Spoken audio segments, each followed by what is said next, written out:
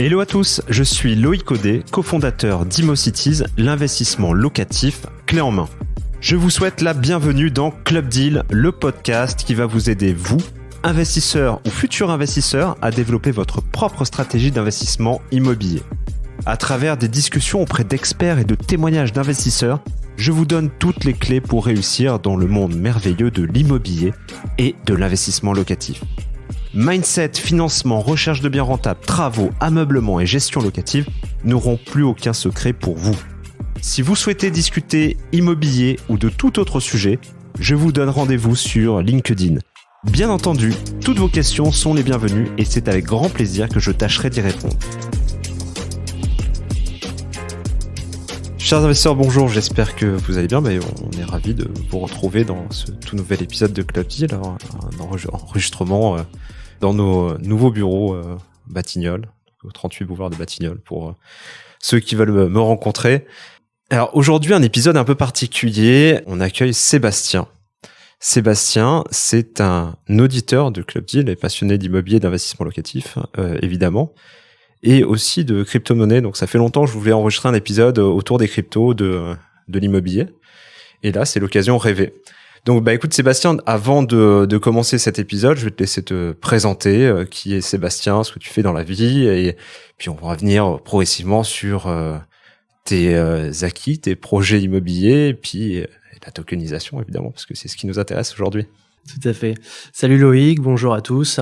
Donc moi c'est Sébastien, je travaille dans l'informatique depuis maintenant une vingtaine d'années.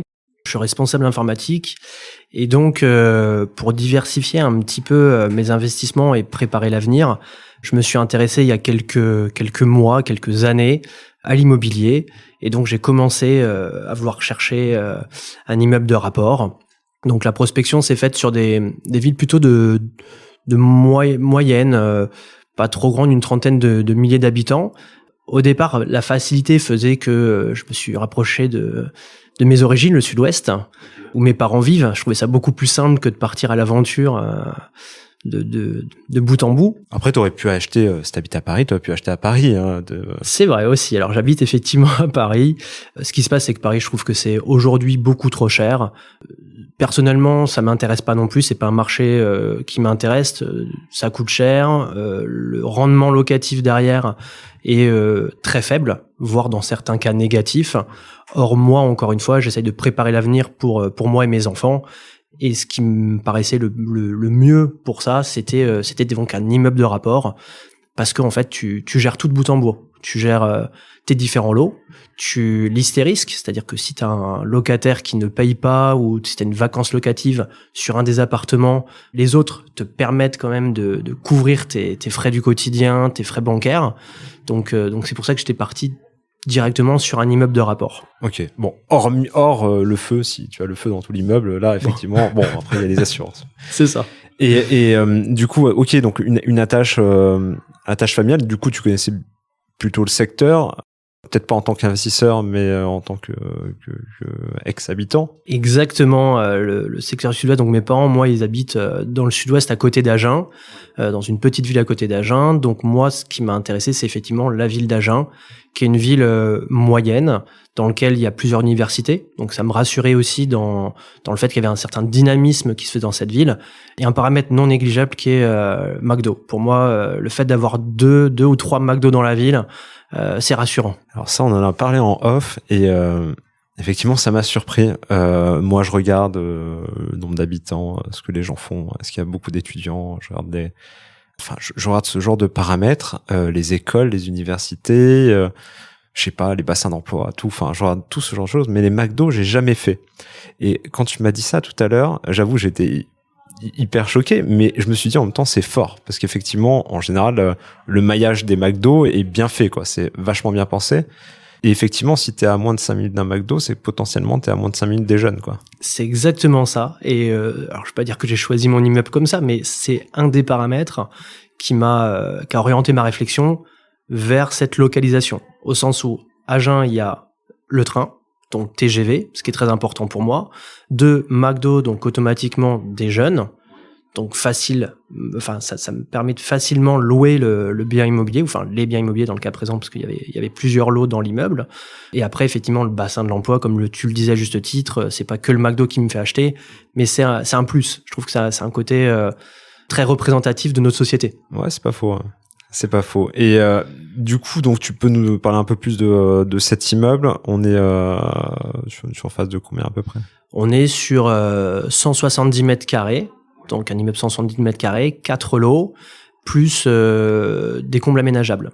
Donc c'est ce qui m'a aussi fait passer le cap, c'est que les combles aménageables, pour moi, étaient une énorme valeur ajoutée. C'est-à-dire que ce que tu payes à un instant T est déjà revalorisé indirectement par des futurs travaux. Donc tu vas gagner du mètre carré par rapport au prix. Tout de suite, tu revalorises ton bien. Ce qui était important aussi pour moi, pour un premier achat d'immeuble de rapport, c'était que le bien était entièrement loué. Donc j'avais les fameux 4 lots avec un studio, un 2 pièces et 2 3 pièces. Tous les lots étaient loués en nu depuis plusieurs années. Donc pour moi, c'était très simple. Il suffisait de financer le bien, de faire mes calculs pour dire que ça couvrait à minimum mon emprunt. C'est-à-dire que de base, quand c'était loué en vide, déjà t'étais à au moins 0. D'accord. C'est-à-dire que en fait, on t'a donné de l'argent, quoi. Enfin, on t'a donné 0 €, quoi. C'est exactement ça. D'accord. Quand j'ai fait mon calcul de rentabilité, j'ai vu que en empruntant sur 25 ans, le prix de l'immeuble et par rapport aux locations déjà en place, je ne perdais pas d'argent. Ok, donc ça c'est vrai que c'est un bon départ pour commencer. C'est-à-dire, voilà, en gros, la prise de risque est déjà potentiellement limitée. Après, t'es pas à l'abri qu'un locataire se barre. Exactement. Et c'est ça, en fait. C'est-à-dire que pour se lancer la première fois, comme un entrepreneur, faut faire le premier pas, c'est le plus difficile. Et j'ai essayé de limiter mes risques en disant, voilà, je prends un immeuble qui est déjà entièrement loué, donc quelque part, j'ai 0 risque. Sauf si effectivement quelqu'un part ou quelqu'un ne paye pas. Et j'ai eu le droit aux deux. Ce qui était très formateur. Et du coup, alors aussi, ouais, pour les auditeurs, ce qui est important, c'est vrai que l'immeuble de rapport, c'est un peu le graal de l'investissement locatif. Hein, c'est un peu ce que tout le monde veut. Néanmoins, ce qu'on remarque quand même, c'est que un immeuble de rapport, ça peut coûter cher hors prix d'acquisition. Et aussi au niveau administratif, puisque on a souvent des immeubles qui ont été divisés, subdivisés, redivisés, etc. Et potentiellement, il faut savoir que pour une éventuelle ou une hypothétique vente à la découpe, un lot égale un compteur EDF, enfin Enedis, quoi. Tout à fait. Alors. Et il faut avoir le nombre de compteurs qui va avec le nombre de lots, quoi. Sinon après ça peut être gênant. Donc enfin c'est un point où il faut être vachement attentif. On peut, pour la location, c'est pas gênant, mais pour la revente, si l'objectif était effectivement de faire de la location et potentiellement une vente à la découpe, puisque c'est comme ça que ça marche, là, on est limité, quoi. C'est ça. Alors moi, dans mon cas, encore une fois, c'est vraiment un placement pour le long terme. Donc c'est pas quelque chose qui m'avait intéressé, ou en tout cas, c'est pas une des choses pour lesquelles j'ai prêté attention. Et tu fais bien de le mentionner parce que pour mes prochains investissements, j'y ferai attention. Mais aujourd'hui, dans cet immeuble, j'ai effectivement un compteur par appartement. Ouais, bon, ça va. Enfin, il y a juste peut-être potentiellement les combles aménageables que tu souhaites aménager qui ne disposent pas de compteur, quoi. Exactement. Et ça fera que je fasse T'as un compteur dans les parties communes? Oui, j'ai un compteur dans les parties communes. Tu peux peut-être te débrouiller. C'est ça. Il y a beaucoup de marchands de biens, en off, il y a beaucoup de marchands de biens qui font ça, c'est-à-dire qu'ils reprennent le compteur des parties communes, parce que au niveau, bon, c'est un abonnement comme un autre, on sait pas si ça alimente des parties communes, ça alimente un appartement. Ils prennent donc ce compteur-là, ils le montent dans l'appartement, ou alors ils laissent le compteur en place et ils montent le câble jusqu'à l'appartement. Et pour gérer les parties communes, chaque appartement est relié à l'extérieur et a sa lampe. Donc voilà, comme ça au moins, il n'y a pas d'abonnement pour les communs. Et justement, lors de la mise en copropriété, donc c'est un abonnement de moins et des charges en moins, etc., etc. Donc ça, c'est assez malin. Donc reprendre l'ancien compteur, le mettre dans un appartement et du coup, chacun sa loupiote. Et effectivement, ça permet de simplifier au maximum la problématique d'abonnement quand on monte la copropriété, quoi. Bon voilà, c'était la petite aparté. La petite aparté. Du coup, toi, t'as acheté donc c'était loué en nu. Tu as acheté avec les locataires en place. toi, ta volonté, c'est qu'il passe le plus rapidement meublé, quoi. C'est exactement ça. Moi, j'ai acheté pas au travers d'une SCI, pas au travers d'une SARL, en propre. Ouais. Alors ça, c'est pareil, c'est des choix qu'il faut faire en amont. Enfin, je pense que faut vraiment bien réfléchir à la structure qu'on va vouloir prendre pour ce type de bien, notamment pour un immeuble de rapport, d'un point de vue fiscal, d'un point de vue transmission. Pour les prochains, je pense que je ferai différemment, mais dans le cas présent, effectivement, j'ai acheté en nom propre. Nom propre, classique. Alors moi, j'ai une petite particularité, que c'était pendant le Covid, l'année dernière. Ok. Donc, j'ai signé le compromis en décembre ou janvier. Ok. Et donc, la signature chez le notaire s'est faite en avril, en pleine période de Covid. En plein dedans, quoi. Donc, j'ai tout fait à distance. Donc, c'était nouveau pour tout le monde, à bien des égards, hein, que ce soit au niveau du Covid qui était nouveau, au niveau des notaires qui n'étaient pas habitués à faire des signatures électroniques à distance, enfin, tout un pataquès. Et l'autre particularité, en fait, c'est que je n'avais pas visité l'immeuble. C'est-à-dire que j'avais échangé avec l'agent immobilier, j'avais fait l'offre, on avait pas mal échangé. Je devais le visiter en mars et t'as pas pu. Et j'ai pas pu. Bon, faut faire attention. Ouais. On achète un immeuble, il est je fais toujours des disclaimers maintenant, c'est chiant, mais effectivement, il est préférable de le visiter ce qu'on achète. C'est toujours plus sympa et surtout sur un immeuble où il y a quand même, à part si vous êtes très bien entouré, effectivement, vous avez des personnes de confiance, qui était ton cas. Tout à fait. Qui étaient sur place et qui étaient prêts à visiter. Bon, après, ils sont un peu garants de ce que tu achètes au final, mais bon, après, il n'y a aucune gérance morale, mais pas sur le... C'est ça. J'ai eu beaucoup de chance. Alors, encore une fois, comme tu le disais à juste titre, j'étais très bien accompagné avec un notaire qui m'a confirmé qu'il n'y avait pas de souci de toiture, il n'y avait pas de souci d'affaissement de l'immeuble ou quoi que ce soit, que l'endroit où était positionné l'immeuble, il n'y avait aucun risque. Donc, c'est ce qui m'a aussi rassuré dans le fait de pouvoir l'acheter de cette manière. Maintenant, comme tu le dis à juste titre, c'est peut-être pas la meilleure façon de faire. Faut absolument, effectivement, le visiter, ne serait-ce que pour avoir le coup de cœur, voir comment ça se passe, voir les parties communes, les potentiels travaux, des choses comme ça. Ouais. Je pense que c'est important. T'as eu de la chance. J'ai eu de la chance. Passé. Je suis tout à fait d'accord avec toi. J'ai eu beaucoup de chance et bien heureusement. Après, donc, une fois que j'ai pu tout signer à distance et que j'ai pu enfin visiter mon fameux immeuble, c'était en juillet. D'ailleurs, ça t'a fait quel effet quand t'as visité l'immeuble? Ah bah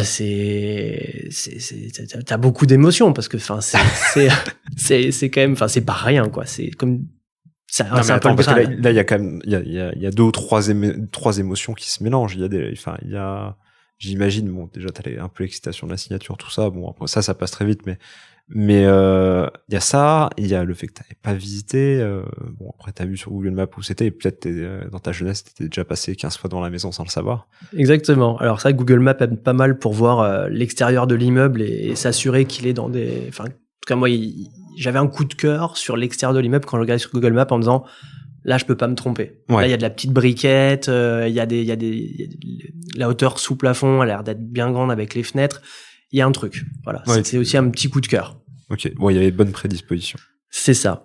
Après, oui, tu signes. Là, tu dis, ça y est, j'ai signé. Mais bon, encore une fois, tant que t'as pas touché, tant que t'as pas vu, bon, ça reste un peu dans l'imaginaire. En tout cas, c'est pas palpable.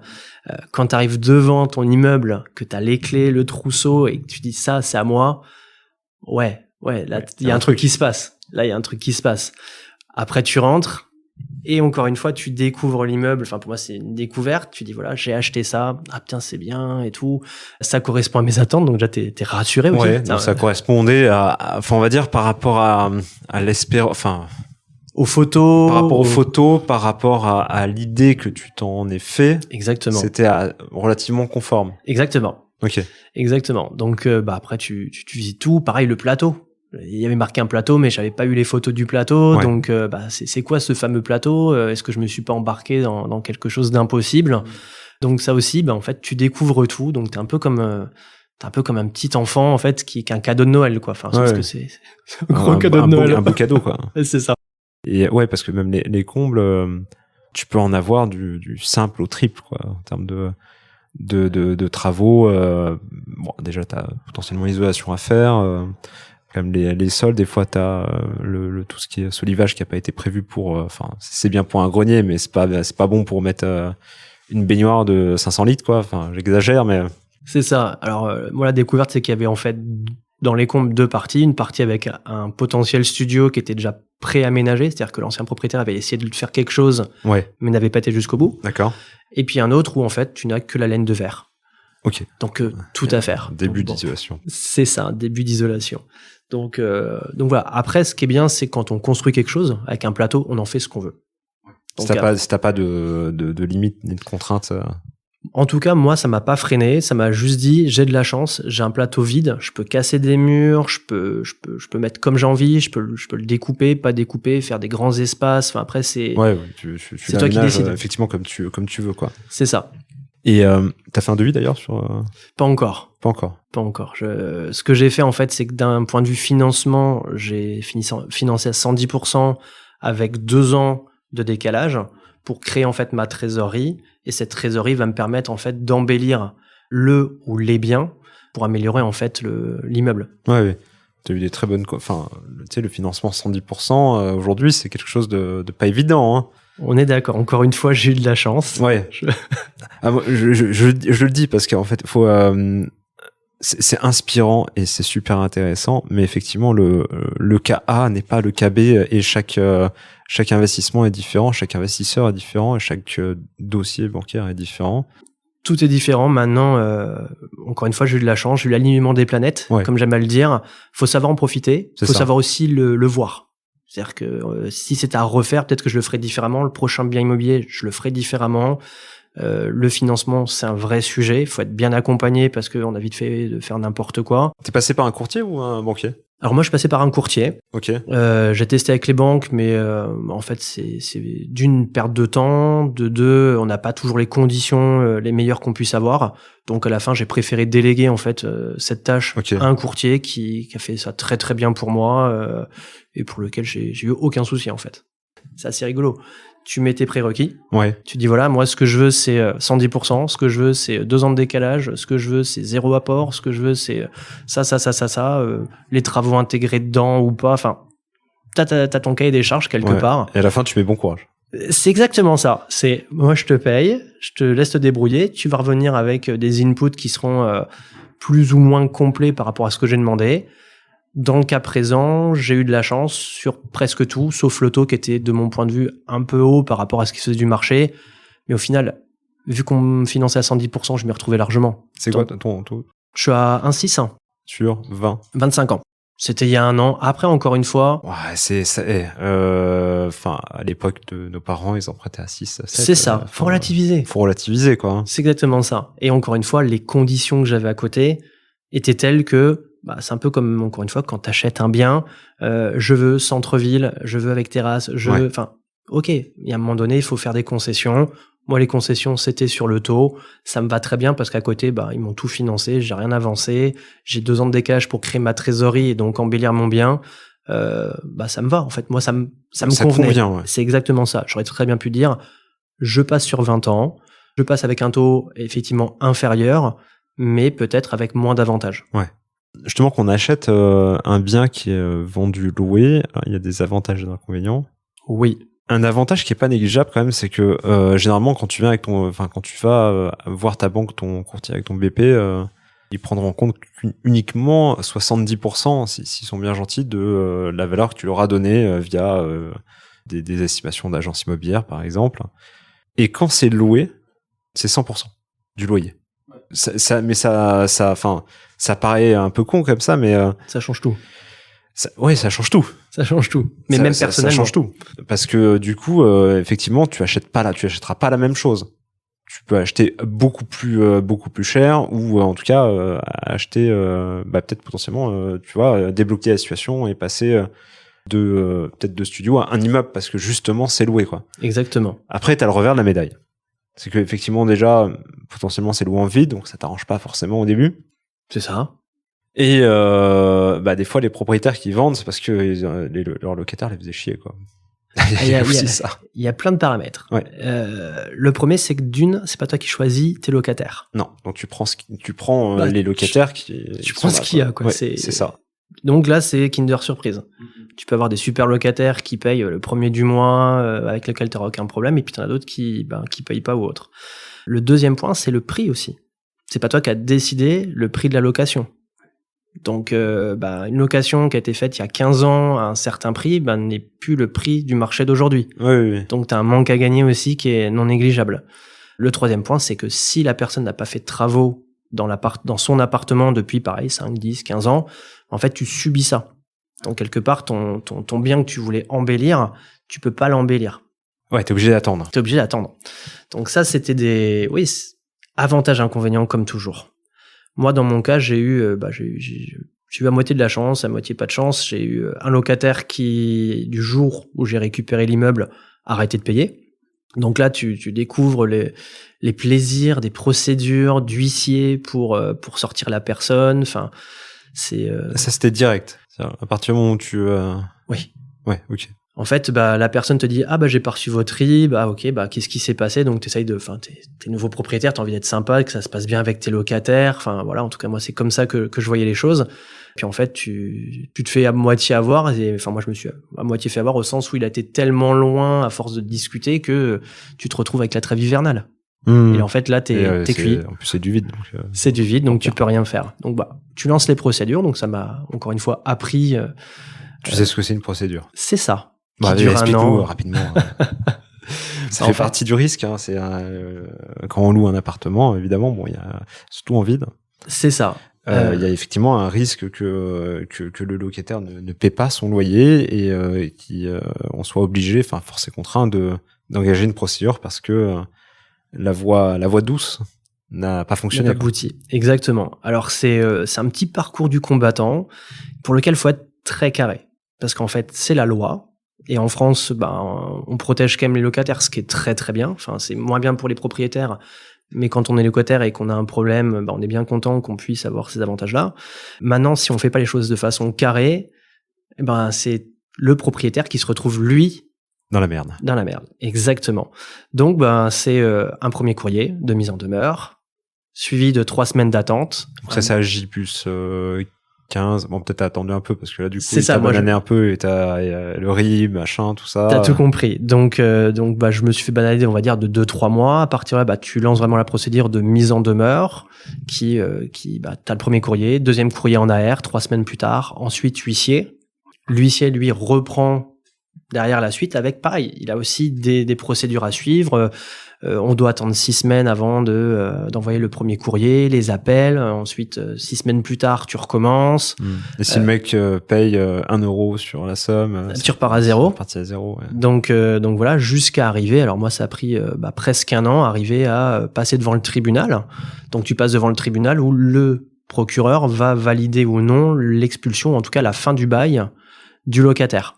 Donc à partir du moment où le procureur valide, t'as pareil 6 semaines avant de recevoir la confirmation par huissier que tu peux changer les clés, que tu peux récupérer ton appartement, que tu peux supprimer, en tout cas mettre à la poubelle ou en tout cas tout virer ce qu'il y a dans l'appart pour faire ce que t'as envie. Si tu respectes pas ça et si le locataire revient entre deux, tu repars à zéro et voilà. C'est encore une fois, faut suivre les procédures et moi c'est un gros conseil. Oui, ça coûte de l'argent. Ouais. Oui, ça prend du combien temps. J'en suis à pas loin de 1 500 € de frais d'huissier, frais d'huissier, de relance. Le loyer était de 450 € par mois. Ouais, en plus du mec qui paye, en plus du non-paiement, quoi. C'est ça. T'as un manque à gagner et en plus t'as des frais. Donc ça touche ta renta. Encore une fois, et c'est pour ça que je voulais un immeuble et ça m'a rassuré dans mon choix et c'est pour ça que les autres qui tournaient. C'est exactement ça. Aujourd'hui, les 3 autres appartements me couvraient largement le prix du 4e qui payait pas, quoi. Exactement. Et ça, je pense que c'est important. En tout cas, pour moi, c'était important. C'est essentiel, là. Voilà. Là, c'était essentiel dans le cas. Quand tu mets tous tes œufs dans le même panier, si la personne paye pas, tout ton crédit est impacté et t'as aucune marge de manœuvre. Moi, dans mon cas, oui, ça m'a impacté, mais c'est plus un manque à gagner qu'une perte vraiment d'argent sèche. Il est parti. Non, il va partir. Il est parti. À l'heure où on enregistre. Il est parti. Il est parti, ça y est. Il est vide. L'appartement, en fait, la personne l'a quitté depuis plusieurs mois. Je l'ai appris par la suite. Mais lui ne m'a jamais informé. Donc, en fait, t'as une procédure qui continue de rouler.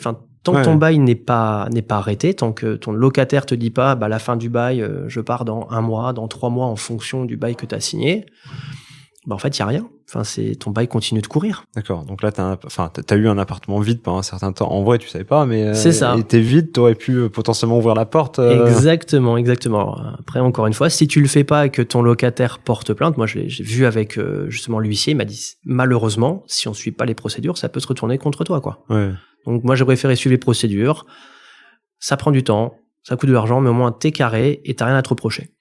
L'autre chose que j'ai eue, c'est que sur les 3 appartes, en fait, j'avais un appart dans lequel la personne qui était locataire est décédée entre le compromis et le moment d'achat. Dans l'appart. Dans l'appart. Et voilà. Alors, déjà, t'as un locataire en moins. Oui. Donc, ça t'en fait 2. Oui, c'est vrai. Du coup, de l'autre côté, ça m'a permis, par rapport à ce qu'on disait tout à l'heure, de récupérer un appartement et d'en faire ce que je voulais. Ouais. Donc là, moi, j'ai fait les travaux, j'ai fait appel à un entrepreneur pour faire le parquet, la peinture, la cuisine, la salle de bain, mettre des meubles et le louer en LMNP. Ouais, ce qui est fiscalement plus intéressant, qui m'a permis de faire une colocation, donc de booster ma rentabilité. Et c'est, en fait, c'est exactement ce que je voulais par rapport à cet immeuble. Ouais. Et du coup, j'ai souvent la question, quand j'ai un immeuble justement et quand je fais moitié-moitié, en gros moitié vide et moitié LMNP, comment ça se passe fiscalement? Parce que c'est vrai que c'est quand même assez atypique. Ça se passe bien. En fait, moi, je me fais accompagner d'un fiscaliste. Non, mais c'est ce qu'il faut, de toute façon. Je pense qu'encore une fois, c'est des frais que tu peux déduire de tes revenus. Donc, c'est le gain de temps, le gain de, même tranquillité à vouloir le faire toi-même. Non, moi, j'ai tout délégué. Le risque d'erreur, surtout, qui est quand même, la fisca dans le LMNP, c'est pas une science dure, quoi. C'est quand même soumis à interprétation. En tout cas, quand tu vois ce qui s'amortit pas, ce qui se passe en charge et pas charge. Au final, chacun a sa tambouille. C'est ça. Mais le mieux, c'est de le faire bien. Moi, je sais que, dès le départ, je me suis construit un fichier Excel avec toutes mes dépenses, les numéros de facture associés à la dépense, le prix pour faire le total pour l'envoyer justement à mon fiscaliste qui derrière m'a demandé tous les justificatifs. Donc dès le départ, faut presque tout scanner, mettre dans un dossier, comme ça on est tranquille, on a toutes les infos avec les numéros de facture, chez qui on a acheté, Castorama ou le plombier, et ça permet de prendre un Spendesk pour C'est ça. Et en fait, ça facilite juste le travail du fiscaliste et donc ton travail à toi parce que tu vas pas avoir 50 allers-retours.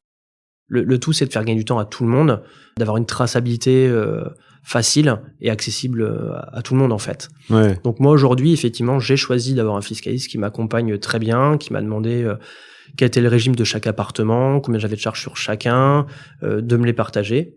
Et lui s'occupe de tout. Après, il m'envoie bien sûr ses honoraires. Oui, à un moment, il faut payer. Faut payer aussi, mais surtout la feuille avec qu'est-ce que je vais devoir mettre comme valeur, à quel endroit dans ma fiche d'impôt.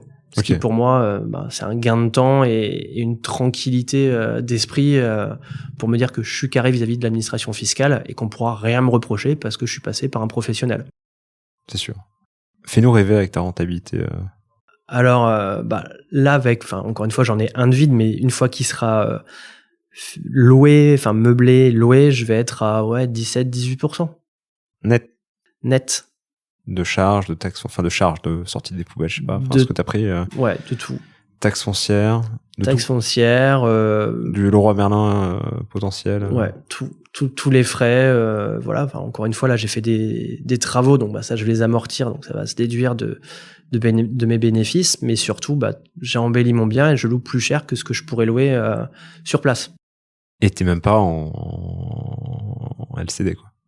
Non. T'es même pas en courte durée, quoi. Non, pas du tout. Comme quoi On peut. Après, encore une fois, je suis pas un marchand de biens, plutôt un marchand de sommeil, j'allais dire. C'est que j'ai bien retapé l'appartement, j'ai mis des matériaux de qualité, j'ai mis un bon lit, des bons meubles, plutôt jolis, design, la télé, internet, Netflix, je fournis des services en plus qui me permettent de louer 10%, 12% de plus que le prix du marché local.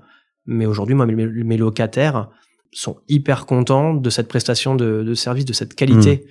Quand j'échange avec eux sur Agen, par exemple, une cuisine entièrement équipée, avec un four, un micro-ondes, un frigo, des choses comme ça. Machine à laver, tout Machine ça. à laver, il y a pas. Ouais, en fait, il y a pas. Enfin, parce que c'est un marché qui est pas encore professionnalisé comme on peut le voir aujourd'hui en Île-de-France ou dans des grandes villes, très grandes villes à Tout plus à de fait. 200 000 habitants où effectivement on se demande si c'est pas un Airbnb, quoi. Exactement. Et aujourd'hui, enfin, quand ils échangent avec, enfin moi vu que c'est une colocation, c'est plutôt des étudiants. Quand ces étudiants échangent avec leurs autres camarades étudiants qui viennent dans l'appartement, ils font mais attendez, tu payes ça combien? Ouais. Comment c'est possible d'avoir tous ces équipements-là? Moi, dès qu'ils me demandent quelque chose en disant tiens, il me manque ci, il me manque ça, moi ça me dérange pas de l'acheter parce qu'encore une fois, tu fidélises tes locataires et enfin le coût versus le fait que tu gardes les gens qui soient contents, Ouais. ça n'a pas de prix. Je suis assez d'accord. De toute façon, on a bien cette phrase aussi. On a les locataires qu'on mérite. Exactement. Mais pour ça, encore une fois, t'es pas marchand de sommeil. Faut dépenser au départ pour en gagner après. Encore une fois, c'est de l'investissement et on est dans de l'investissement.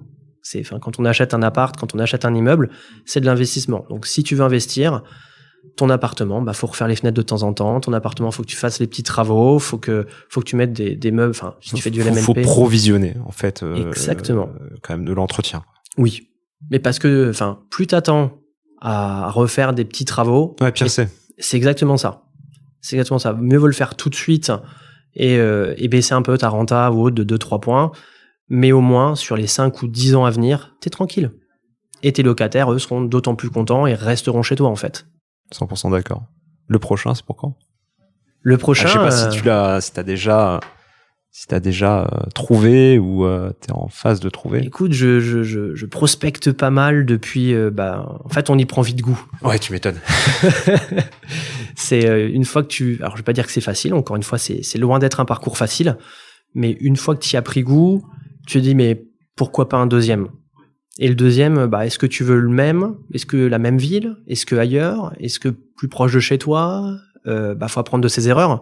Est-ce que tu loues? Est-ce que tu en prends un qui est entièrement loué, complètement vide, avec beaucoup de travaux, pas beaucoup? Enfin, aujourd'hui, moi, c'est les questions que je me pose, mais le prochain, j'espère d'ici la fin de l'année. Ouais, bon, et puis après, c'est cool de diversifier dans la diversification, quoi. Tu dis, bon, peut-être prendre du vide entièrement, je le remets direct en meublé ou je prends mon différé, je fais directement les travaux dans tout l'immeuble. C'est ça. Et puis encore une fois, je pense que tu prends confiance, ce qui est valable un petit peu dans tout ce qu'on fait dans la vie, de mon point de vue. C'est la première fois c'est difficile, mais une fois que t'as vu que t'étais capable, en fait tu dis pourquoi pas un deuxième. Et là t'as confiance, donc tu vas peut-être prendre un peu plus de risques. Tu vas dire là sera la moitié loué ou complètement nu. Et puis après le troisième que je prendrai, parce que moi je vais continuer, c'est un domaine qui m'intéresse énormément. Le troisième peut-être que ce sera un avec énormément de travaux. Ouais. Exactement ce que tu disais. Revivre, apprendre sur les travaux aussi. Oui. Et puis en plus, c'est un vrai plaisir de construire. T'es un peu comme un bâtisseur, c'est-à-dire tu prends quelque chose qui est vide ou qui est entièrement à refaire et tu le fais à ton goût, comme tu aimerais vivre. C'est-à-dire que moi, quand j'ai refait l'appartement, 3 pièces pour la coloc, je me suis dit, ces meubles-là, c'est ceux que j'achèterais pour chez moi. Ouais. C'est-à-dire que je me sens, si j'étais... Tu t'es remis dans la peau du mec de 20 ans, tu dis voilà, c'est ce que j'aurais aimé trouver à ce moment-là, quoi. C'est exactement ça. J'ai plus 20 ans, mais effectivement, j'aurais aimé avoir un appartement comme ça à 20 ans avec ces meubles-là, cette qualité de service, qu'on me donne Internet, qu'on me donne Netflix, la télé. C'est des petites choses. Mais oui, je suis entièrement d'accord. Mais qui font la différence. Ça fait la différence. C'est ça. En fait, il faut s'accorder avec sa cible, quoi. Exactement. Donc voilà, ça fait partie d'un de mes investissements que je souhaite faire cette année, qui rend complément de, comme tu le disais, mes autres investissements. Ça y est, on en vient. Ailleurs. Dans des choses plus ou moins obscures, mais qui commencent à prendre beaucoup d'ampleur. Aujourd'hui, on entend beaucoup parler des fameuses crypto-monnaies et de tout ce qui gravite autour de la blockchain, en fait. Ouais. Et donc, moi, c'est un petit peu comme l'immobilier, sauf que vu que je travaille dans l'informatique, comme je disais tout à l'heure, en début de podcast, moi, ça m'intéresse depuis plusieurs années. Depuis le début. Depuis le début. Après, alors c'est là où après on peut regretter de pas être rentré dans le game avant. Ouais. Moi, j'ai bossé dans la finance pendant 10 ans en salle des marchés. Et à l'époque, on en avait quelques-uns qui étaient là. Il y a un truc qui vient de sortir. Le Bitcoin, c'était à 100 €. Je fais, mais 100 €. C'est cher. C'est cher. Et puis c'est pour acheter des trucs sur le dark web et tout. C'est ça sert à rien. Il n'y a pas de domaine d'application. Et puis après, ça monte à 500 € avec la crise grecque. Et chypriote, alors là, tu fais 500 euros. Pff, Trop cher. trop cher. Et puis, il y a un an, parce que j'avais récupéré un petit peu d'argent, j'avais un petit peu d'argent de côté aussi, je me suis bien intéressé au sujet. Je fais, mais en fait, ça y est, ça commence à prendre. C'est plus que le dark web. Ouais. Les gens restent bloqués sur le fait que, non, mais votre monnaie, Ça sert à acheter des armes. de la drogue, des choses comme ça. Non, ça, c'était au début. Aujourd'hui, le domaine d'application du Bitcoin a complètement évolué, a complètement basculé. Il suffit de faire quelques recherches, mais aujourd'hui, la ville de Miami rémunère, s'il le souhaite, les employés en Bitcoin. Permet aux concitoyens de payer leurs impôts en Bitcoin. C'est-à-dire que il y a quelque chose qui est en train de se passer. Tesla, Elon Musk, autorise à payer sa voiture en Bitcoin. Au-delà du fait que lui a investi dedans, enfin ça c'est d'autres sujets, mais Il y a des bars dans Paris où tu pouvais payer ton verre en Bitcoin. Hein. exactement, des précurseurs. Des précurseurs, Des précurseurs.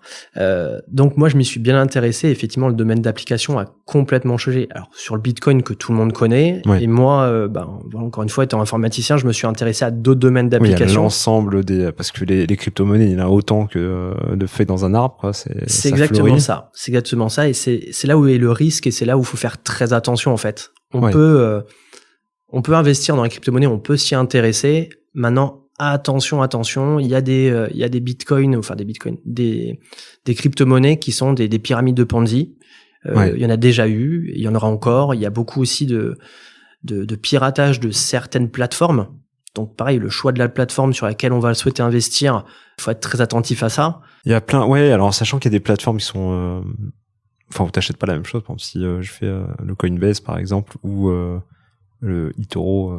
C'est exactement ça. Ouais, Alors, c'est pas ça en fait. C'est pas des vrais, ce sont pas des vraies plateformes. t'as deux choix en fait. Alors moi, mon parti pris, c'est un peu comme pour l'immobilier, c'est de dire j'achète l'actif. J'achète pas du papier, j'achète pas un produit dérivé, j'achète pas. Non, moi j'achète l'actif. Moi mes bitcoins, c'est mes bitcoins à moi. Mon Ether, enfin toutes les crypto-monnaies. C'est dans ton dans mon wallet. Ma petite clé USB que je peux emmener partout, et si un jour j'ai envie de déménager, je prends ma clé USB dans la poche, je pars à l'autre bout du monde, et mon portefeuille est avec moi avec la valeur que ça a, Ouais. à un instant T, que je peux revendre à tout moment via une plateforme. Donc ça, c'est important. Alors oui, ça paraît complexe, ça peut être complexe au départ, mais il y a plein de tutos sur Internet, il y a plein de façons de faire. C'est ça, son compte. Après, eToro, c'est du trading pur, avec des effets de levier, des choses comme ça, avec des gros risques.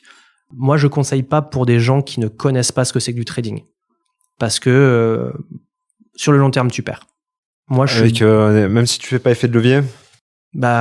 Si tu fais pas être l'effet de levier, sur les crypto-monnaies où tu as beaucoup de volatilité, combien tu es prêt à perdre? De toute façon, une crypto, à partir du moment où je mets dans une crypto, je suis prêt à la perdre entière. Voilà. Ouais. Mais c'est important. Oui, parce que faut être conscient dès le début.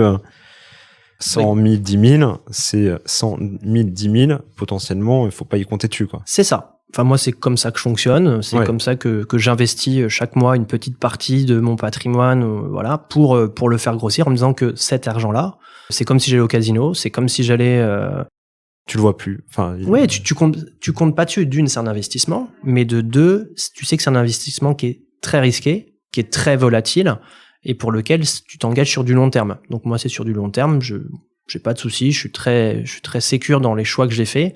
Maintenant, quand tu fais du eToro, encore une fois, vu que c'est une vraie plateforme de trading, quand tu mets 100 €, si ça corrige énormément, t'arrives tout de suite à zéro. Ouais. Donc, tu as les fameux stop loss, les take profit, choses comme ça. Donc, tu peux vite te faire sortir par rapport à complètement, à ton investissement.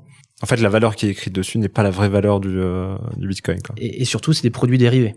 Le Bitcoin ne t'appartient pas. C'est une écriture dans un outil. Encore une fois, il y a des gens qui aiment faire du trading sur tous les produits, que ce soit des CFD, que ce soit des cryptos, que ce soit autre chose. Moi, c'est pas ce que je fais et c'est pas ce que je veux faire. En tout cas, je le fais pas sur les cryptos. Pas sur les cryptos. T'as quoi, toi, en crypto? Enfin, à part le Bitcoin, parce que, c'est un peu la base, le b.a.-ba, quoi. Moi, j'en ai plein, et encore une fois, ce que j'ai dit tout à l'heure, moi, ce qui m'intéresse, c'est les domaines d'application. Donc, tu t'intéresses au projet. Au projet, ouais. Ouais, le projet qui est derrière, je pense que c'est la clé. Aujourd'hui, je vais prendre un exemple de quelque chose qui me plaisait beaucoup et sur lequel j'ai bien réussi, c'est l'engine. l'Engine, c'est une crypto-monnaie qui est basée en fait sur le e-sport. Ouais, truc qui est en plein développement, surtout avec le Covid, quoi. C'est exactement ça. En fait, il te transforme une partie d'un jeu, une arme, une voiture, enfin, peu importe, quelque chose du sport, jeu. Du jeu. Il te le transforme pour le mettre pour le rendre vendable. Donc, j'ai envie de l'expliquer simplement, mais on entend beaucoup parler du NFT, du non-fungible token. C'est une partie de la blockchain qui te permet de transformer un actif en quelque chose d'unique. C'est ce qui est fait notamment sur les œuvres d'art, toutes celles qu'on a entendu parler, de Banksy ou autre. Ouais, c'est ça, où tu peux acheter une fraction d'un beau tableau. Exactement. Ou le tableau tout seul, en disant, dans mon cas, c'est par exemple, je sais pas, t'es joueur de Mario Kart, t'as fait le kart le plus puissant qui existe, y a passé 50 heures, 1000 heures, que sais-je. Et ce kart-là, tu vas le blockchainiser et tu vas le rendre unique. Fou. Mais vu que t'as passé 50 heures ou 100 heures dessus, t'as envie de le vendre. Bah oui, ça peut te donner envie de vendre ton morceau de carte, quoi. Exactement, comme ça s'est fait à un moment donné avec des personnages dans World of Warcraft ou autre, Engine permet ça en fait. Et donc ça, moi j'en ai acheté quand c'était plutôt bas, vers 15 centimes. Aujourd'hui, je crois que c'est dans les 3 €. Donc c'est bien monté. Donc encore une fois, moi ce qui m'a intéressé, c'est le domaine d'application. Après, il y a plein d'autres crypto-monnaies, il y a l'Ether qui est très connu, qui est intéressant dans son domaine d'application, qui permet à d'autres personnes de se chaîner dessus, d'utiliser en fait la technologie Ether pour créer d'autres cryptos. Typiquement, c'est utilisé par certaines entreprises pour tokeniser de l'immobilier. Voilà. On y arrive. Non, mais c'est vrai que, en gros, oui, je sais pas comment expliquer ça. Pour expliquer ça simplement, en gros, l'Ether, c'est une crypto comme une autre, comme le Bitcoin ou comme n'importe laquelle.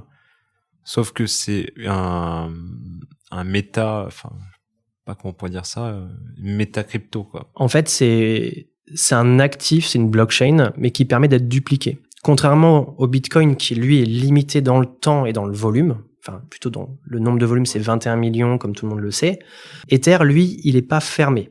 Il est ouvert, et donc des gens peuvent se plugger dessus, se connecter dessus en utilisant la techno et en la déportant sur leur domaine d'activité.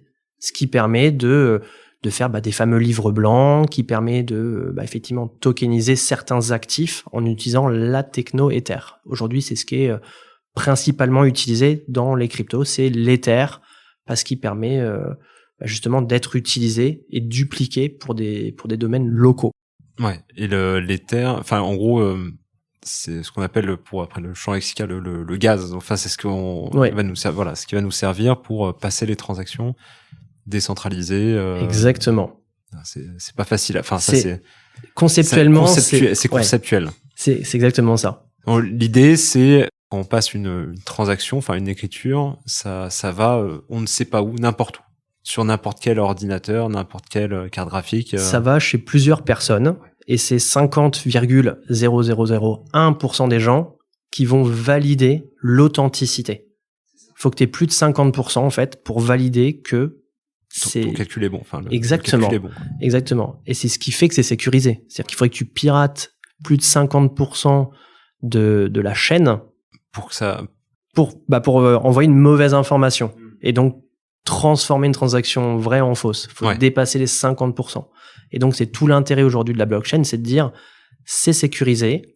Il y a des domaines d'application qui sont intéressants, notamment les fameux livres blancs, notaire, immobilier. Dans l'immobilier, on pourrait typiquement penser à tokeniser un immeuble. Bon, ça s'est fait. Alors, ça se fait. Ça se fait. Il y a eu le premier exemple sur un immeuble. Oui, un hôtel particulier, plutôt sur Boulogne. Alors, c'est un exemple. En fait, c'est un faux exemple. Ça a été les prémices du truc, c'est que il y a 3 personnes différentes et les 3 ont acheté via un token qu'ils ont créé à cette occasion-là. C'est ça. Ils voulaient montrer que ça existait. Voilà, ça existait, mais ils auraient pu très bien acheter, je sais pas, ils auraient fait une indivision, acheter à 3 un SCI, une SS, ils faisaient ce qu'ils voulaient, ils pouvaient le faire aussi de cette façon-là, quoi. C'est ça.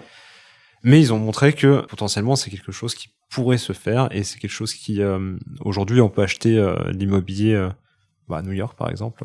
Oui, à New York, à Boston, à Chicago, sous forme de token.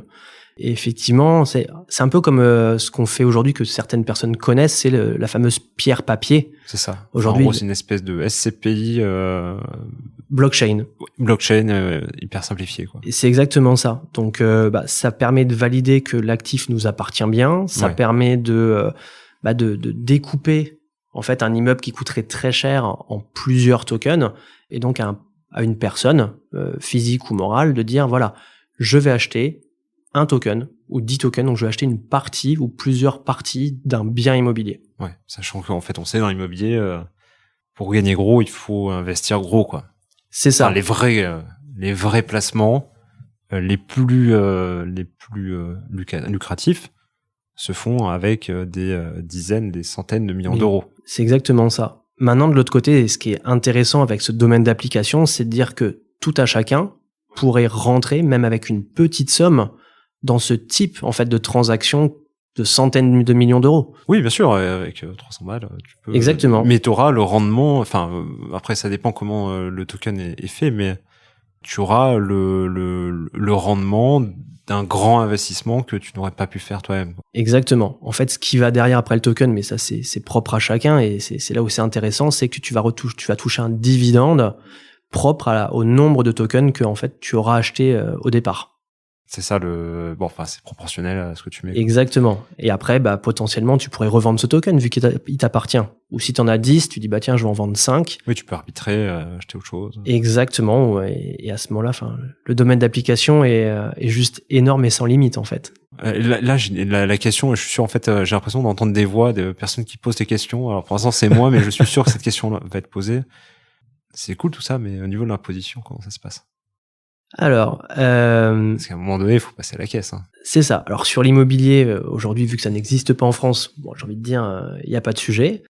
Sur les cryptos, l'investissement en crypto pur, il n'y a pas 36 solutions. Enfin, aujourd'hui, on est taxé à 30% sur les flat tax, 30% sur les plus-values des actifs numériques. En fait, en France, on appelle ça des actifs numériques et non pas des crypto-monnaies ou autres. Donc c'est flat tax, 30%, comme sur la bourse, en fait. Ouais, comme sur la bourse. T'as les mêmes avantages, donc, mêmes inconvénients. L'amortissement oublié, c'est ça. C'est 30%. Tu prends 30%. Sur la plus-value générée. Ouais. Après, en ce moment, j'ai envie de dire... c'est pas mal. Enfin, tu vois, t'as été imposé qu'une fois, c'est fini. T'es imposé une fois, et surtout, on le voit, prends le Bitcoin il y a un an, quand il était à 5000. Il y a un an en mars, pendant le Covid, il était à 5000 euros. Aujourd'hui, on est à 60 000. C'est juste dingue. Donc moi, payer 30% là-dessus, tu me donnes ça tous les ans, je signe. 30% quand tu fais x10. Oui, il y a aucun problème. C'est exactement ça. Plaisir. Et en ce moment, de toute façon, on voit que c'est en train de se démocratiser. Il y a les NFT, donc dans l'art, dans les cartes de collection. Il y a pas mal de cartes de collection qui arrivent, que ce soit des équivalents de Pokémon ou autres. Ouais, c'est ça. Mais ça le truc en fait, c'est parce que à partir du moment où tu commences à avoir des trucs un peu de tout et n'importe. C'est peut-être pas tout et n'importe quoi, mais on va dire quand t'as des trucs sur les collections de Pokémon, en vrai, tu vois. Alors, sur les Pokémon, j'ai envie de dire, moi, j'étais un ancien joueur de Magic the Gathering. Ouais. J'adorais. Ta carte, elle a une valeur parce qu'elle est rare, parce qu'elle est jouée, parce que les gens la veulent. Sur Pokémon, c'est pareil aujourd'hui. T'as beaucoup de joueurs. Maintenant, sur d'autres domaines d'application. Enfin, tu vas pas sauver le monde avec un. Non. Mais c'est là où, encore une fois, quand tu vas acheter un projet ou une crypto. Faut que tu crois au truc, quoi. Moi, c'est mon point de vue. C'est comme dans les années 2000, il y avait Internet explosait, il y avait plein de concepts. Il y a eu tellement de concepts que il y a eu la bulle d'Internet et tout s'est cassé la gueule. Pourquoi ? Parce que il y avait que des concepts et qu'il y avait rien derrière. Alors bien sûr que dans toutes ces entreprises, il y avait Facebook, il y avait Amazon, il y avait Apple, il y avait Microsoft, mais il y en avait aussi des centaines, voire des milliers qui ont coulé parce qu'il y avait rien derrière. Aujourd'hui, on est exactement dans la même configuration. Il y a des milliers et des milliers de cryptos qui ont des concepts qui sont plus ou moins réalistes dans le temps ou qui ont un vrai domaine d'application, que ce soit dans la santé, dans le real estate, dans les jeux, dans la monnaie, dans le trading, dans les passeports numériques. Il y a autant de projets que d'idées. Que d'idées, ouais. Mais maintenant, est-ce que les gens vont adhérer ? Est-ce que ça va marcher ? Est-ce que le projet qui est en développement, il va vraiment se transformer dans sa phase 2, dans sa phase 3 ? Quelle est son évolution possible ? Ça, aujourd'hui, personne ne sait répondre. Ce qu'on sait, c'est que depuis un an, les cryptos explosent. depuis 3 mois avec le NFT, avec l'art numérique, avec tous ces sujets-là, ça pousse encore plus. Je pense que sur les 2 prochaines années, il y a des vraies choses à faire. Il faut s'y intéresser pour diversifier en fait son patrimoine. Moi, c'est ce que je pense et c'est ce que je fais. Si tu devais déterminer, enfin, après ça, ce qu'on dit, ça n'engage que nous, mais un pourcentage, voilà, t'as 30, je sais pas, 30% d'immobilier, crypto, c'est quoi? Alors encore une fois, et tu fais bien de le mentionner, ceci n'est pas un conseil. C'est pas un conseil, c'est voilà, j'ai l'expérience. C'est voilà, moi ce que je fais. Ton retour à toi. Exactement. Moi personnellement, Sébastien, ce que je fais, c'est j'alloue à peu près 5% de mon patrimoine dans les cryptos. Alors, ce qui est rigolo, et donc depuis 1 an, c'est que ces 5% se sont transformés en 25%. Ouais. Parce que les perfs sont énormes. Maintenant, moi, dans ma règle d'investissement, je ne change rien. Si je dis je mets 100 euros par mois, je mets 100 euros par mois. Peu importe si ça triple, si ça perd moins 20, moins 30, tu t'en fous. Exactement. Et c'est un virement automatique, le truc. C'est ça. Et si j'ai envie de mettre 50 euros, je mettrai 50 euros. Aujourd'hui, il existe des sites qui permettent justement de faciliter l'accès à la gestion de patrimoine sur du Bitcoin ou autre, avec effectivement toutes les semaines 10 euros, toutes les semaines 50 euros. Après, chacun fait ce qu'il veut. Moi, je trouve que 100 euros, c'est quelque chose que je suis prêt à perdre. C'est pas beaucoup, sauf qu'aujourd'hui, ça peut rapporter gros en fait. Complètement, ouais. Donc pourquoi pas y aller? Moi j'y vais. C'est un parti pris. Je vais pas dire que je le conseille aux gens. Je dis juste qu'il faut s'y intéresser et voir ce qu'il y a derrière. Parce qu'il y a peut-être un projet qui va vous parler. Il y a des entreprises françaises qui font de la blockchain. Il y a des Américains, des Anglais, des Chinois. Enfin, il y a plein de domaines d'application qui sont et intéressants et qui peuvent avoir un impact, que ce soit économique, écologique, ouais, un vrai impact, en gros. Pour améliorer la société dans laquelle on vit. Ouais, ça existe la licorne de la blockchain, ou alors. Tout à fait. Il y a des projets. Exactement. Non, mais il y a plein de projets. Encore une fois, moi, j'aime bien le e-game, donc, le e-sport, pardon. Donc, je me suis intéressé à des cryptos autour de ça. J'aime bien le real estate. Je me suis intéressé à 2-3 cryptos, autour du real estate, qui, je pense, sont un vrai domaine d'application. Ouais. On va y venir au fur et à mesure. T'as toujours plusieurs étapes comme dans tout. Les gens investissaient dans les devises, donc le forex. Le temps ça a été le vrai truc. Ça a explosé. Hein. Ça a explosé, mais après il y avait tous les. Ce que j'appelle les vendeurs de rêves là, putain. T'as les vautours. T'as des gens qui sont arrivés avec des. En 2 minutes, tu vas être riche. Et les mecs ils se plantaient tous. Exactement. Et puis t'avais des plateformes qui étaient fausses, qui ont arnaqué des gens avec des milliers d'euros. Attention, bien sûr. Attention, mais c'est quelque chose qui est en train d'arriver en fait. Il faut juste se renseigner un petit peu. C'est de l'investissement. Ça fait partie des nouveaux actifs. Il y a de l'immobilier, il y a les PE avec les actions, avec les dividendes, il y a les assurances vie. Il y a plein de produits d'investissement. Aujourd'hui, les crypto-monnaies sont rentrées dedans en fait. Ouais. Et on pourrait allier potentiellement, très facilement l'immobilier, c'est ça. L'investissement et des cryptos quoi. Moi, c'est ce que c'est ce que je pense. Ça va arriver vraiment. Ça va. C'est ça. Arriver. Là, on est qu'au début en fait. On est au début où on commence à en parler et encore une fois, les domaines d'application derrière. La propriété intellectuelle, on le voit, il y a plein de sujets là-dessus avec le vol de, je sais pas moi, ou la copie d'un film. Demain, avec la blockchain et une potentielle crypto, il y aura plus ce problème-là. Ouais. Oui, du coup, chacun détient un morceau. Exactement. Chacun détient un morceau. Il y a eu un concept, moi, que je trouvais assez rigolo. Alors, on adhère ou on n'adhère pas, mais c'est la NBA qui revend, en fait, sous forme de token, des bouts de matchs qui n'ont jamais été diffusés. Donc, tu peux acheter le dunk de Michael Jordan que personne n'a jamais vu. Avec un meilleur point de vue, quoi. C'est ça. Et en fait, ce moment de vidéo ne t'appartient qu'à toi. Personne ne l'aura. Tu l'as acheté, il t'appartient.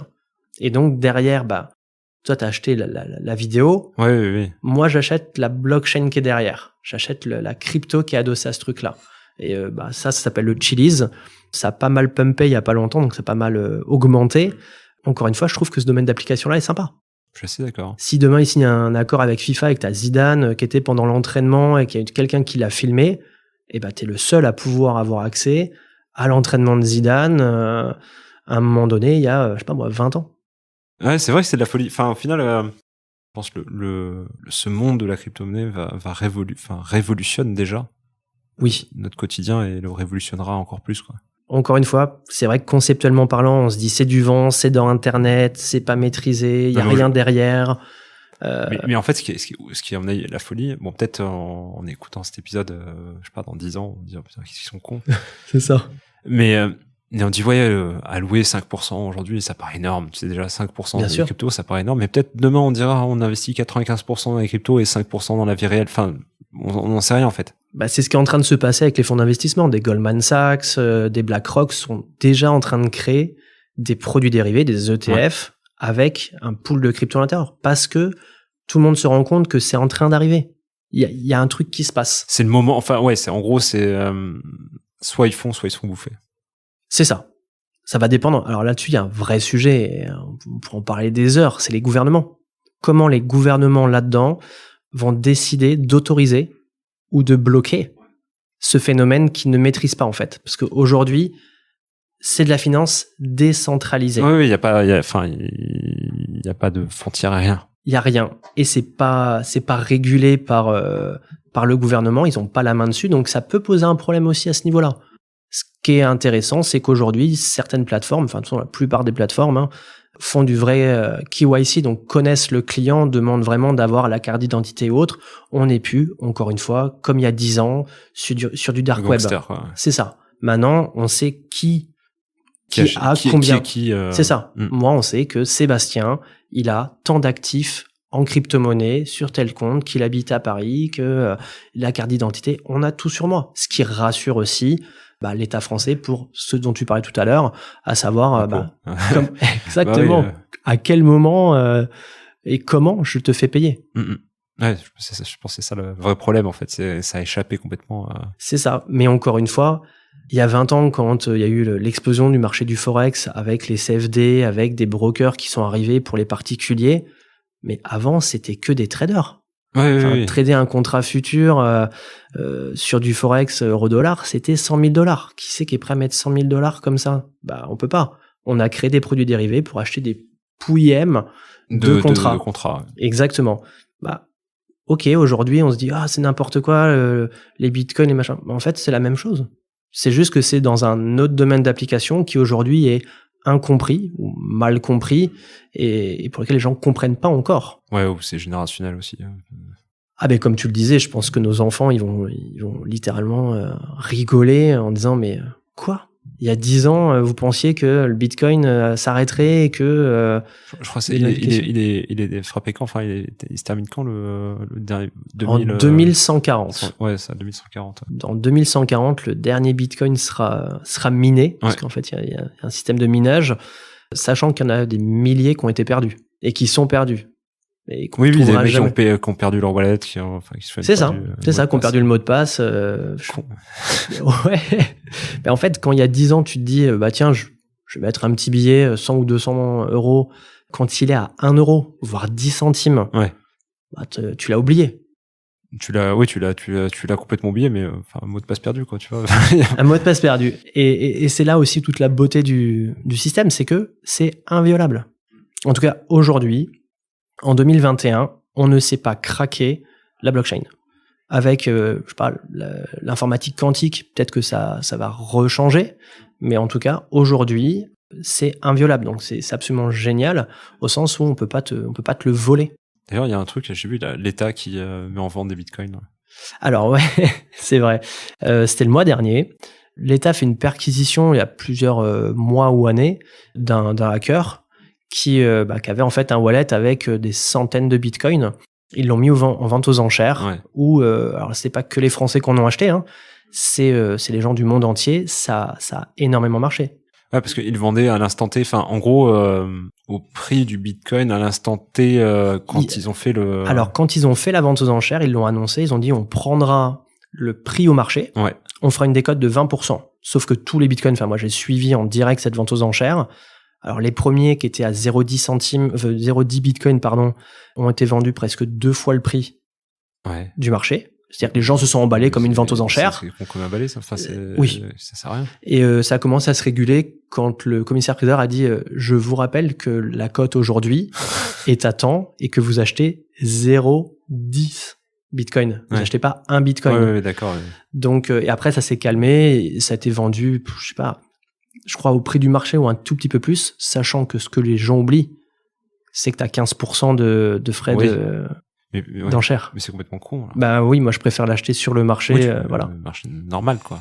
Après, ce qui s'est passé dans le cas présent, c'est que c'était beaucoup d'institutionnels. Alors, comme on l'a vu avec... alors, tu as plein d'entreprises qui ont investi dans le Bitcoin. Les premiers, c'est MicroStrategy, qui ont investi énormément. Le deuxième qui a fait un buzz pas possible, donc c'est Elon Musk avec Tesla, qui a investi 1,5 milliard. MicroStrategy réinvestissent. Et les gens qui ont des entreprises aujourd'hui se disent, alors attends, dans mes actifs... Il faut que je détienne un encore une fois, Bitcoin, quoi. En un an, tu fais x10. Si dans ta trésor d'entreprise, tu dis je vais prendre 5% que je vais allouer à des cryptos au sens large, tu fais x10, bah pour ta boîte, c'est quand même pas si mal. Tu fais x10 quand tu encaisses. Hein. Quand tu encaisses, tout à fait. Tant que c'est sur l'écran, pas vendu, pas gagné. Hein. C'est exactement ça. C'est pas comme... perdu. Et pas perdu non plus. Perdu. C'est comme une action. Ouais.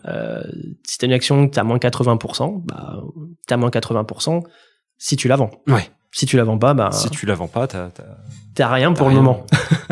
on est d'accord. Donc, il y a pas mal, effectivement, d'entreprises qui sont intéressées à cette vente aux enchères et qu'on a acheté pas mal. Donc, ce qui montre encore une fois, l'attrait et la dynamique qui est en train de se passer sur la cryptosphère, comme on l'appelle. La cryptosphère.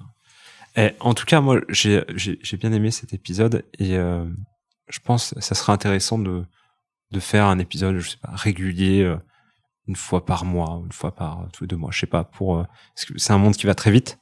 Ça, c'est vrai. Et il se passe, des choses tous les jours. Forcément, oui, tous les jours. Mais je pense qu'une fois par mois, c'est pas mal de dire, voilà, on fait un petit point crypto. Petit bilan crypto. Qu'est-ce qui s'est passé? Comment ça a fonctionné? Est-ce qu'il faut aller vers... on donne pas de conseils. Enfin, ouais, c'est pas des conseils d'investissement. C'est pas des conseils, voilà. C'est un constat. Il y a des constats et des signaux forts et des signaux faibles. C'est ça. On peut dire que il y a un an, c'était à 5 000. Aujourd'hui, c'est à 60 000. C'est un constat. Ce qu'on pense, c'est que ça peut continuer vu ce qui se passe et vu l'embellie et l'intéressement que les gens ont. Maintenant, on peut pas conseiller d'en prendre. On dit juste que certains le font. Donc, à vous de faire votre propre opinion et d'y aller ou pas. Bah écoute, si ça te va, on peut essayer d'organiser ça. Écoute Loïc, avec grand plaisir. Moi, comme tu peux le voir, ça me passionne et on peut tenir très longtemps. D'ailleurs, je regarde à chaque fois parce que tenir plus d'une heure, pour nous ça va, mais c'est vrai que derrière les haut-parleurs, les oreillettes, etc., c'est compliqué. Donc moi, j'essaye de toujours faire des épisodes d'1 heure, mais avec grand plaisir pour en discuter, effectivement, faire un épisode une fois par mois sur les nouvelles cryptos et puis ce que propose aussi les projets qui sont derrière associés. C'est ça, et puis à la limite poser vos questions directement à Loïc et puis moi je ferai mes recherches, je pourrai revenir vers vous pour peut-être avoir des points très très spécifiques sur des questions que vous avez pour qu'on puisse y répondre tout simplement en fait. Avec grand plaisir. Bon bah écoute, merci beaucoup en tout cas. Merci à toi Loïc. Cet épisode et je te pose même pas la question habituelle puisque tu vas revenir. Ouais, je vais revenir, ça c'est sûr. Donc la question habituelle, c'est normalement, est-ce que tu connais quelqu'un qui s'intéresse de près ou de loin à l'immobilier et que tu pourrais entendre sur ce podcast? Mais écoute, je te la poserai en off, on verra, mais tu reviens de toute façon. Avec grand plaisir. Merci à tous pour votre attention. Et puis c'est la première fois qu'on parle de crypto-monnaie. J'espère que c'est un sujet qui vous intéresse ou potentiellement un sujet qui vous intéressait pas de prime abord, mais vous avez pris le temps de l'écouter jusqu'au bout et je vous en remercie. Et peut-être maintenant ça vous intéresse. N'hésitez pas à partager cet épisode, liker, parler de Club Deal autour de vous. Vous savez, ça m'aide beaucoup à continuer. Et quant à moi, je vous dis à jeudi pour l'épisode solo de la Minute Con.